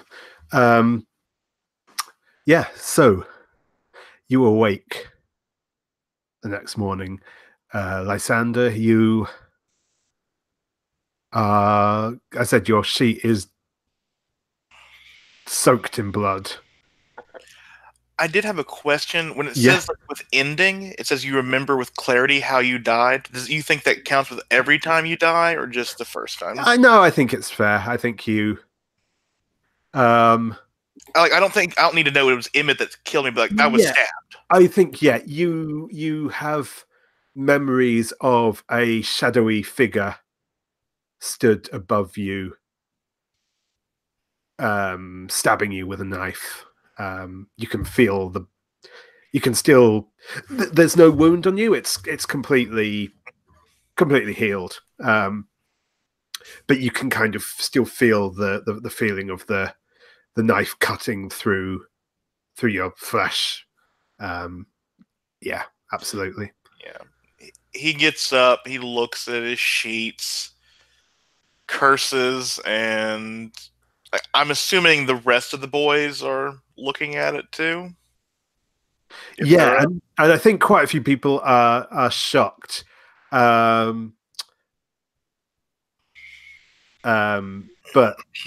they're just sort of staring.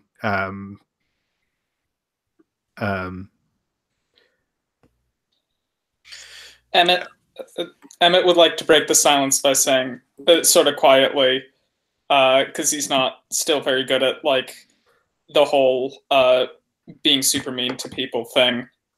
But looks like Lysander had his period. You took my joke. Yeah. Lysander looks at his sheets, looks at Emmett, then looks at Adrian. His eyes just narrow at Adrian because Adrian's like tall, dark, and handsome, and maybe stabby. I'll think he's stabby. So I'm completely misplacing who I think this is. And he just starts ripping the sheets off his bed, looking growls, and just like lifts up the entire mattress and begins shoving it out the window because he is not good at problem solving. I think Shawn like takes his seat like maybe on near the edge of the bed and is like, "What happened?" kind of whispering. He's like horrified. He definitely thinks it's his fault somehow because of what happened last night. I thought it was a dream. Ooh, good timing. I thought it was a dream. Someone standing over me, looking down at me like I was just a piece of meat, judging me, deciding whether I should live or die. I've died before. I'll die again, I think. I'll die as many times as it takes. But I'll find who did this. And they won't come back. And he looks at Shawn. Unlike me, I'm never going to leave you. And I'm triggering ending. So yeah, you take the morbid condition. Ooh, and you're my prize too. I'm not going to fail a roll this session. Yeah, so that is a grand total of a 9. Yeah, I might as well spend my last string on you to push that to a 10. Which I'll gain back, but yeah.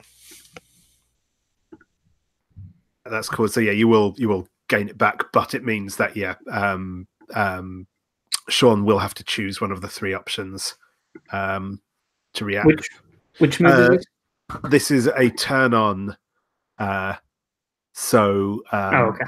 So yeah, give yourself to him, promise something you think he wants, or get embarrassed and act awkward. Mm-hmm. I think he's going to give himself to him. Interesting. How so?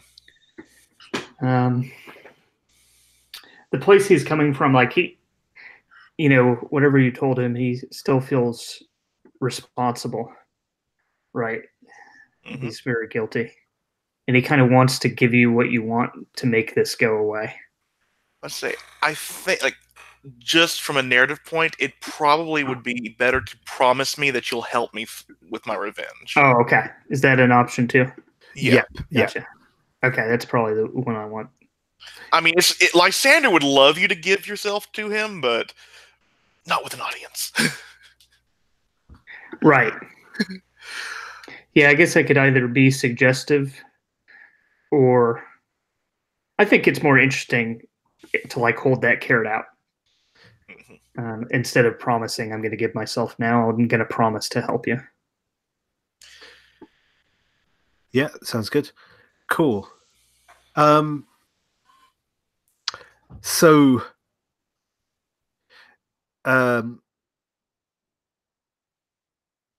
Adrian,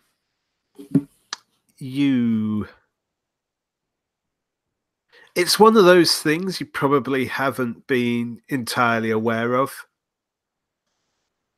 But, when you kind of have been in that sort of situation where you sort of like, you wake up and you're like woken up by that smell of like frying bacon and toast being cooked, downstairs. It's kind of like that, except, there's blood being spilt here, lots and lots of blood. Can I make a little bit of an addition to? I think because Adrian doesn't sleep, or at least he claims he doesn't sleep. I think he falls into a torpor. Yeah, I kind of be like, I think in the moment before Lysander kind of wakes up, before anyone else wakes up, I think that smell of bacon and God, you just made me hungry, David. Thanks. That torrid smell of food kind of brings him from his torpor, and I think it does bring him to like stand over Lysander a bit, and as the blood is congealing, and it was kind of tempting at night, but instead it's like he's not a vulture. He doesn't go for carrion. I have a taste. So I think what he did is like he maybe dipped a pinky and just gave it a sample. What does Lysander's blood taste like? Whatever adrenaline tastes like, probably. I think like since he got pumped full of medication before his like blood congealed or anything when he was taken to the hospital, it tastes like almost excitement, but like sanitary excitement. Like that's why he hungers for real excitement. It's like it's stuck in his veins, but to get it pumping, he needs to do something. Oh, that sounds terribly addictive. So we go from him licking the pinky, tasting all that, and cut back to the two of you swearing revenge. And Adrian just kind of swans by. Well, first he kind of raised an eyebrow when you're staring at him, and then the two of you and Shawn have a talk, and he just kind of swans by and it's like, "Oh, Lysander, don't forget we're reading through Romeo and Juliet later today. I hope you're on your A game, despite whatever the hell all this is." Yeah, and by this time, Lysander realizes no matter how hard he pushes, the bed is not going to go out the window, and he's going to get a new one anyway, so he just drops it, turns to Adrian, gives a nice little grin. "Oh, yes. We should probably have someplace quiet to do this in. I mean, we are practicing more than lines, aren't we? Is that a turn on? I think I'm going to spend my last string to tempt you to meet me someplace private. Oh, I'm down for that. Yeah. I'll take one last. I get a chance to get an advance before whatever happens.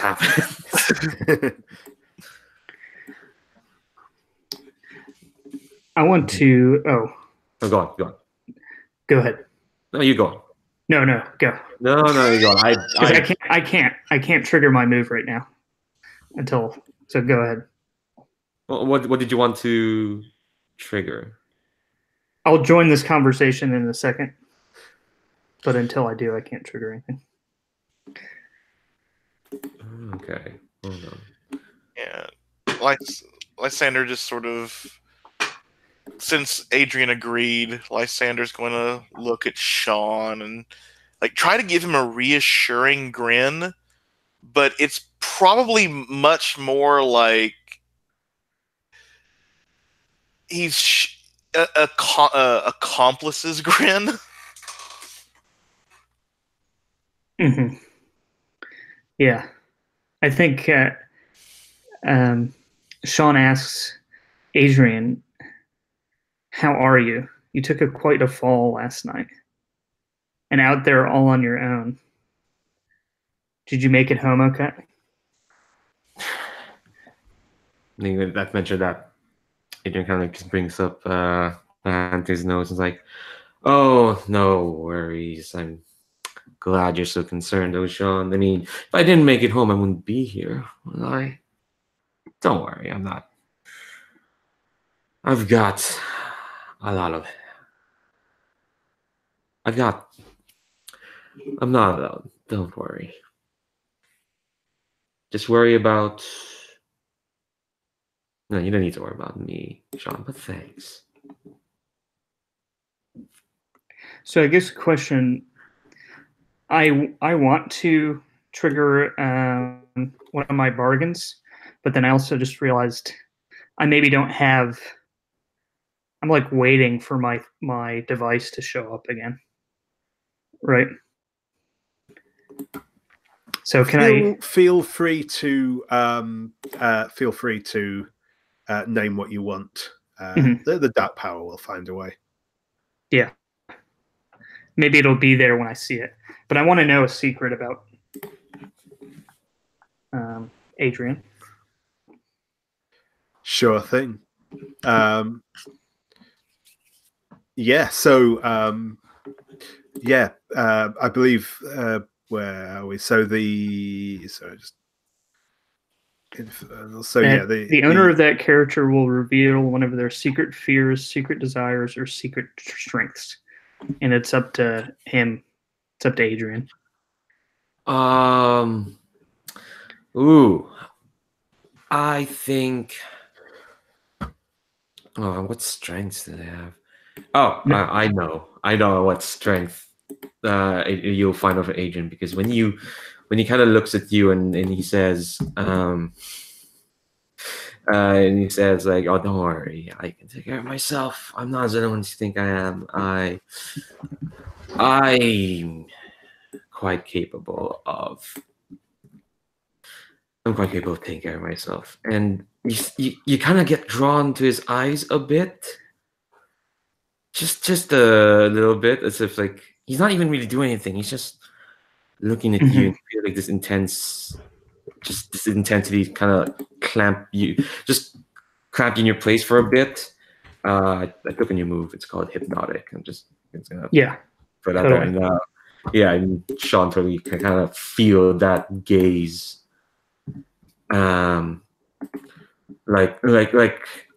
Like you shouldn't be paying attention to anyone else but him. But then Adrian smiles and that gaze breaks. Yes. So I'm going to I'm kind of looking for Lysander's playbook that he's going to practice scripts from. And when I pass it, I ask, "Where are you taking him?"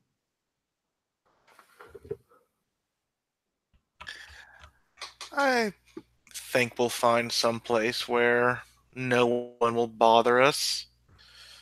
And he grins. Oh, I think I know the perfect place. It's not to, belabor the point, but he makes the hand sign that is from the Scourge pub, but Uh-huh.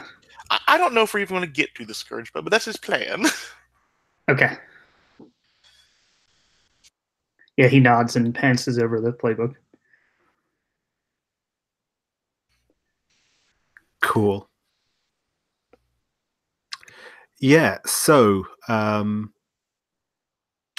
think we can probably, just looking at the time, I think we can probably just hard frame to the scene of Lysander and Adrian doing their reading, unless there's anything that anyone wants to get out of the way before that point. But I think that's probably the next obvious thing to do. I'm going there also. Shawn is going to go. I would like, if it's okay, like hard frame, like Adrian ends up like telling Lysander there's a better place. We end up near the shallow grave, but Shawn has been following us the entire time. Mm-hmm. Yeah, sounds good. Can I also mention to Emmett where we're going? Because I think Emmett's probably going to be interested in that guy. Yeah, I'll stealthily follow along. I'll creep in the woods. Yeah.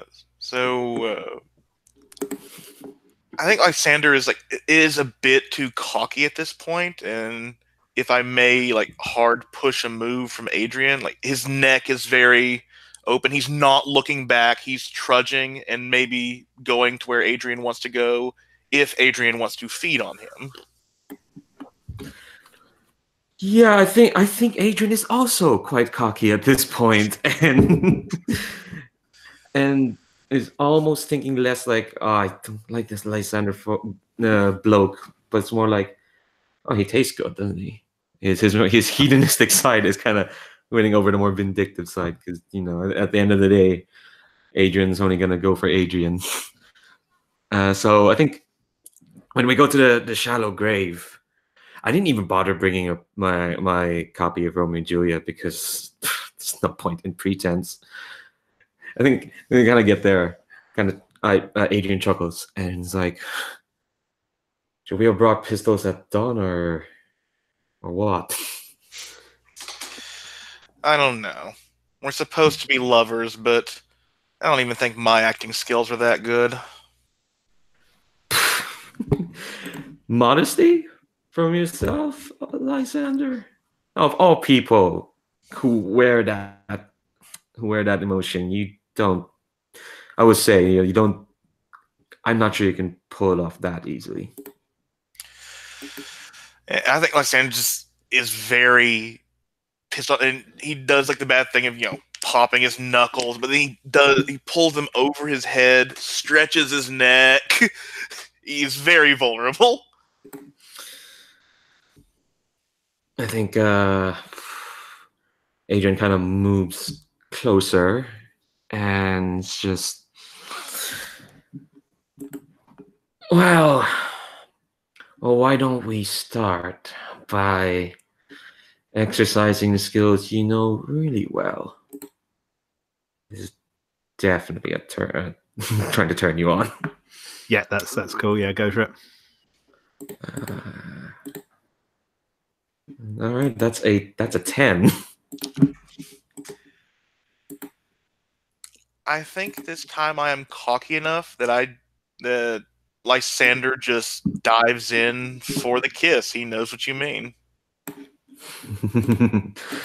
Yeah, I think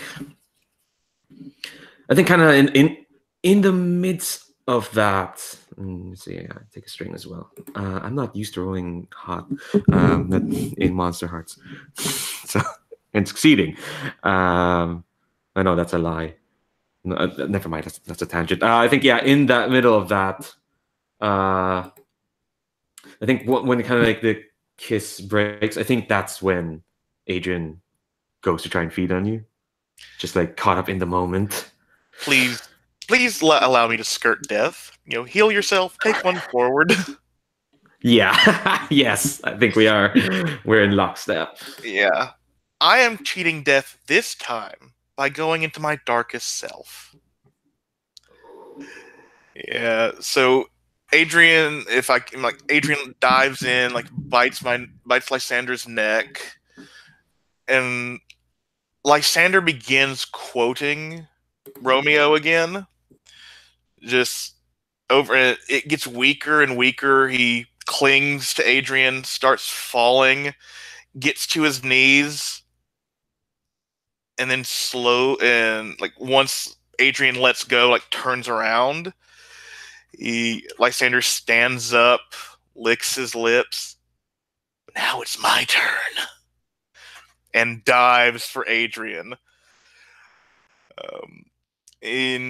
Should I roll to lash out physically, or should I just, since this is Adrian's last game? Adrian, how do you